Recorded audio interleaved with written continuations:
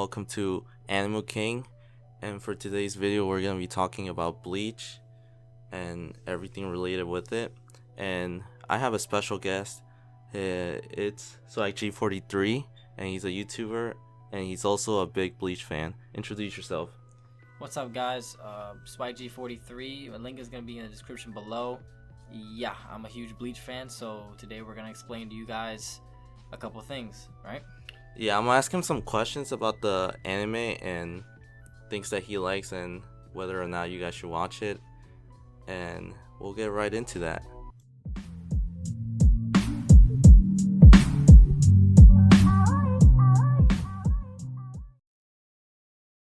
Alright, Swagg. So tell me about like each character. I'm gonna name each character so far that I wrote down in my notes. I want you to tell me like a brief description about each one and what you think some of their characteristics are that, you know, shine with each character. Like, let's start with Ichigo. Alright, so Ichigo, his main points is definitely that he's a character that looks cool, acts cool, and just feels cool altogether. That's basically his whole character. That's his whole personality. Is cool. All right. When it comes to, you know, shonen, a lot of main characters obviously care about their friends. You know, they care about a lot of stuff. You know, yada yada, save the world. You know, typical shonen stuff. But his main point is definitely that that he basically looks cool. All right. Moving on from Ichigo, what about Rukia? What do you have to say about her? Rukia was a pretty good secondary character. Only problem that I had was that she wasn't as strong as she could have been, or how they portrayed her. I felt like her power was gone for so long that people forgot that she was even a good fighter. At the end of the day, she was just a character there to help move the plot along for Ichigo. So, I mean, when she did get her powers back, it was a nice it was refreshing, but at the same time, she still felt weak even after she got her powers back, which was very disappointing. So, let's talk about Orihime. Okay. Orihime, I'm not too mad about her not having, you know, powers, because she does have powers, but she's not that strong, and I'm not too mad about that because she's human. Unlike Rukia, who's a Soul Reaper, you know, you would expect her to be stronger. You know, Orihime is only human. So I like how she's more of a defensive character, more of a healing type, you know. Yeah, it leaves her not super defenseless against normal hollows. Obviously, against stronger opponents, it's gonna be an issue, but she's an okay character in my opinion. She's pretty lovable. Yeah, I think so too. Like, as far as I saw, I really liked her, and like how she's matched up with Ichigo. You kind of like can tell that they're gonna be the couple, like Naruto and Hinata.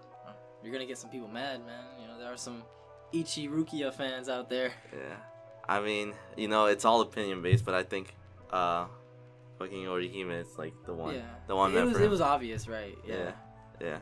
Okay, let's move from Orihime to Uryu. Uryu was supposed to be a rival for Ichigo. Mm-hmm. And I felt like that wasn't very well portrayed. Maybe not in the anime. Maybe in the manga it was better. Like in the manga that wasn't portrayed in the anime, the last arc, it was better. But Uryu was supposed to be a rival, and it's not much of a rivalry if the main character is just a lot stronger than him. You know, a lot of people like Uryu. You know, he's a cool cat. He always acts like he's better than everyone, and I guess that's probably why a lot of people like him. But I kind of thought it was annoying how he always thought he was better than everyone, even though he didn't have the bite to back it up, you know? Yeah. Well, yeah. I mean, I'm part of like the fandom that likes Uryu, mainly because like he had that. He always had like the fight where he seemed like the underdog. You know, like his first fight in the Soul Society. By the way, there's gonna be spoilers in this video. I'm gonna probably put like a warning sign saying spoilers alert. But yeah, Uryu he has a lot of depth to his character, and a lot of people talk about that too. How he, unlike Ichigo, had like a goal in mind. Like he had something he set out for, and Ichigo didn't have that, which we'll get into that later. Yeah.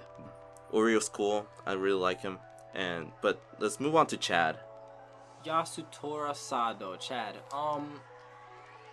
Kind of the same as Orihime, except different because he's not like obviously the love for Ichigo, or at least I hope not. So Chad, like I said, he's human, so you can only expect him to do so much. But I felt that at some point it became boring, seeing him trying to progress and then not really getting that strong. I felt like if you were gonna see him progress, at least let us see him progress past that and at least fight alongside Ichigo. I know there was a time where he did, like in the Soul Society arc, and then again in the Hueco Mundo arc, but there's a pattern to it, you know. When in the Hueco Mundo arc, he fought someone who was strong, right? But then he went down like quick. He didn't even like beat them. He just went down. And then in the Hueco Mundo arc, he fought someone who was powerful again, but then went down right afterward. It's like, can you stand up for just another fight? Because there's no point in you going to the Soul Society or Hueco Mundo if you're just gonna get saved. I don't know. Like, I like him as a character because of his, you know, his whole voice, how he doesn't talk a lot. Like, it's different, and I like that. And I like how he is strong against, you know, normal hollows and stuff like that. But that's the thing. Maybe he should just stick to fighting normal hollows and not try to push himself into the main character and plot, you know? Yeah. They kind of gave him like that Krillin role. If you think about it. Now, Swag, tell me about the world of Bleach.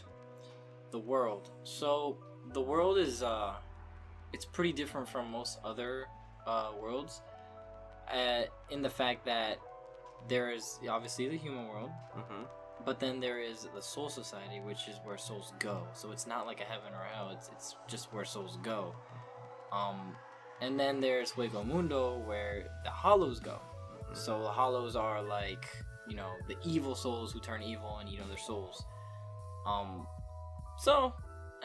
Sure, maybe it does sound like a heaven like a heaven and hell comparison, but it's told in a very special way that it keeps you on edge. It makes you feel like there's more to learn about it, and there is always something to learn about it, actually. Aside from world, let's move on to the main villain, Aizen.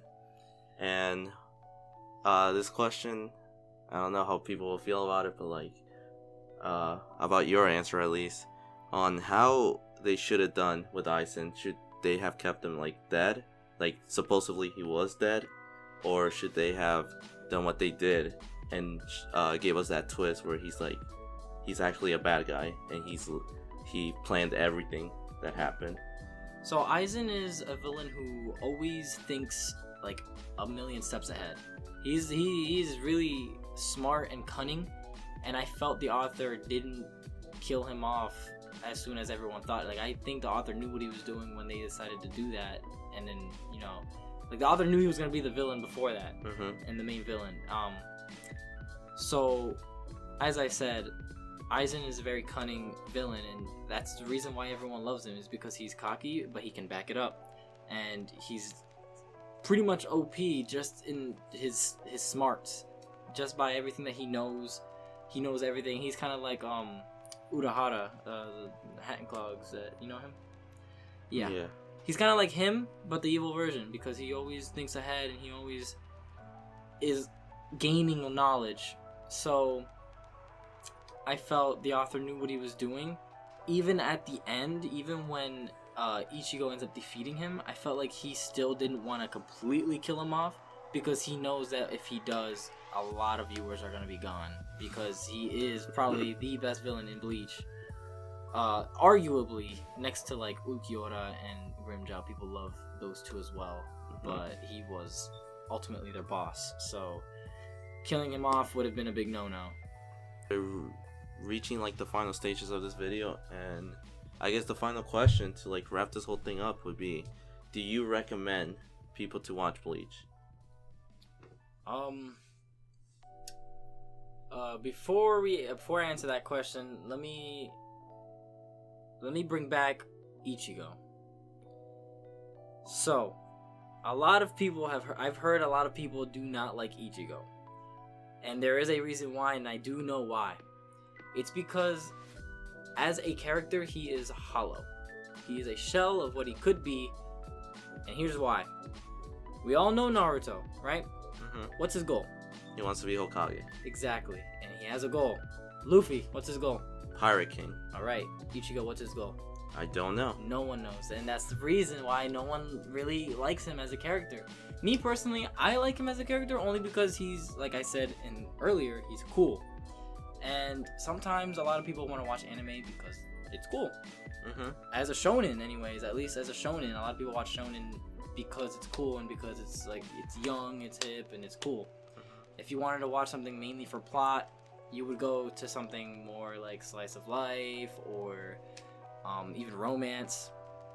Shonen is basically pertaining to a younger audience, meaning that they more want to catch their eye, catch their attention. Mm-hmm. Sure, the author when he made the manga was focusing on the art, and it's one of the reasons why people love the manga more, is because when it comes to just visuals, people would rather see the manga because the manga you can see everything, the background and everything. And one of the reasons why Bleach declined is because as the manga progressed, he started losing details. He started not drawing in backgrounds. He started getting lazy with a lot of the action scenes, and that's because of the crazy schedule that manga artists are usually set in. You know, they only have about 4 hours to themselves in a whole week. Yeah. It's crazy. So, I mean, I can't blame the guy for, you know, kind of getting lazy, but it's what made Bleach popular was the art. It caught people's attention. Mm-hmm. And I guess people kind of got tired of Ichigo not having a goal. People got tired of not knowing what he was really feeling, I guess. Like, he throughout the entire story, he wanted to protect his friends. He wanted to protect Karakura Town. Mm-hmm. But what else after that? Again, that goes back to the whole Aizen thing. Once he defeated Aizen, then what? You know, he doesn't have a goal, so there's really nothing else to stick to. And I can kind of understand that.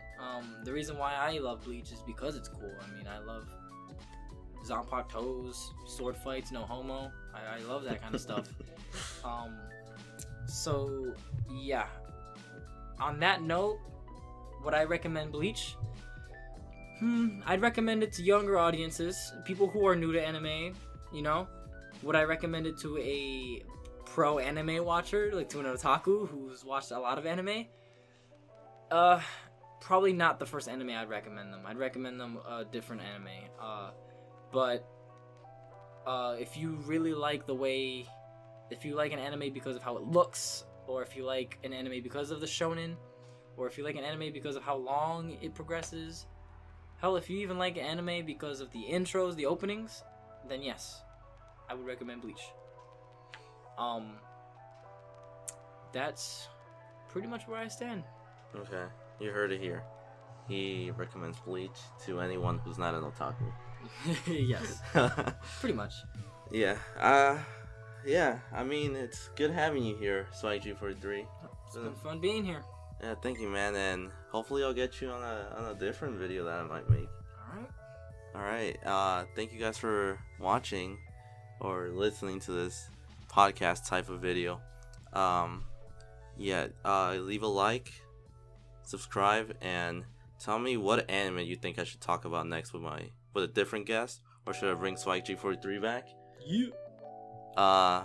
Yeah, and thank you, and goodbye.